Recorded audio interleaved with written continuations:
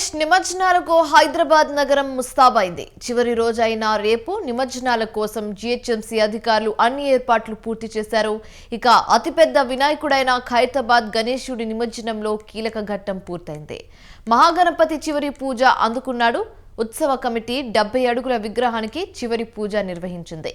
దీంతో భారీ గణపతి నిమజ్జన కార్యక్రమానికి ఏర్పాట్లు మొదలుపెట్టారు. మండపం నుంచి గణనాథుణ్ణి వేరు చేసే పనులు ప్రారంభించారు.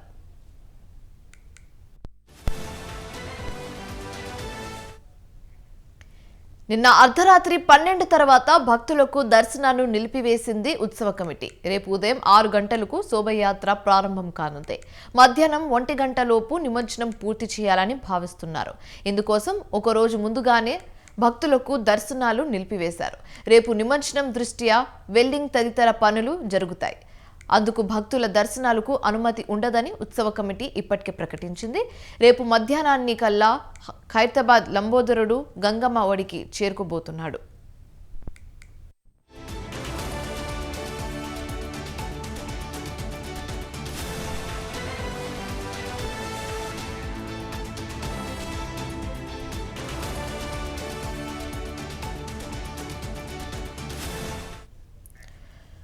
అయితే దర్శనాలు నిలిపివేసిన భక్తులు భారీగా చేరుకుంటున్నారు. ఇవాళ సెలవు రోజు కావడంతో భక్తుల రద్దీ ఎక్కువగా ఉంది. ఖైరతాబాద్ పరిసర ప్రాంతాల్లో కిక్కిరిసిపోయాయి.